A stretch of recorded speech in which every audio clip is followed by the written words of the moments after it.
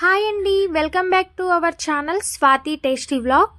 ఈరోజు మనం చేయబోయే రెసిపీ వచ్చేసి జొన్నలతో పరమాన్నం చేశాను. ఇంతవరకు యూట్యూబ్లో ఎవరి చేయని రెసిపీ అనేది చేశాను.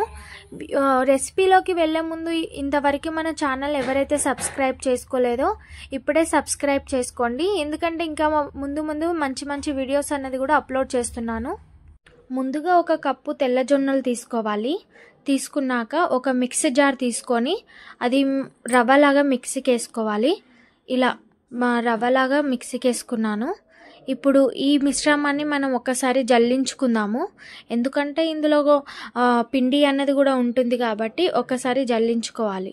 ఇప్పుడు జల్లించుకోగా ఇలా మిగిలిన పిండిని మనం ఎప్పుడైనా జావలాగా కూడా చేసుకోవచ్చు, జొన్న జావ. ఇప్పుడు ఒక గిన్నె తీసుకొని అందులో రవ్వని వేసుకోవాలి. వేసుకున్నాక మనము ఏ కప్పుతోనైతే జొన్నలు తీసుకున్నామో అదే కప్పుతోని చిక్కటి పాలు తీసుకోవాలి. ఇప్పుడు ఒక కప్పు పాలకి 2 కప్పుల నీళ్ళు కూడా వేసుకోవాలి.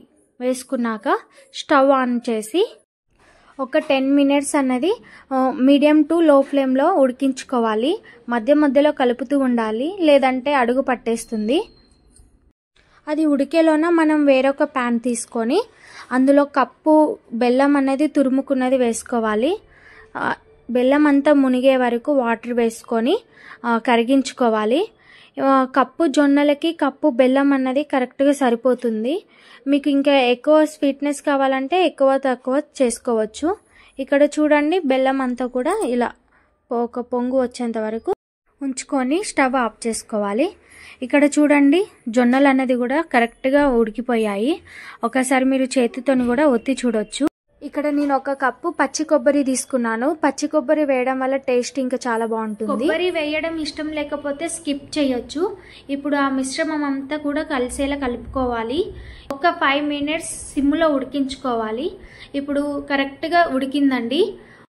ఇప్పుడు అందులో కొంచెం ఇలాచీ పౌడర్ వేసి అంతా కలిసేలా కలుపుకోవాలి. కలుపుకున్నాక స్టవ్ ఆఫ్ చేసుకోవాలి. ఇప్పుడు వేరే ప్యాన్ తీసుకొని అందులో 2 టేబుల్ స్పూన్ గీ వేయాలి. గీ వేసి డ్రై ఫ్రూట్స్ అనేది ఫ్రై చేసుకోవాలి. బట్ ఇప్పుడు గీ వేసిన క్లిప్ అనేది మిస్ అయిందండి.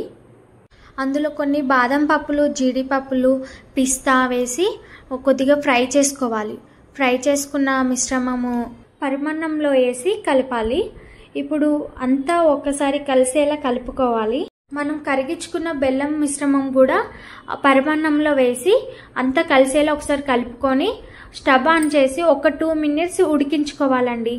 అంతేనండి, ఎంతో రుచికరమైన పాతకాలపు నాటి జొన్న పరమాన్నము రెడీ అయిపోతుంది.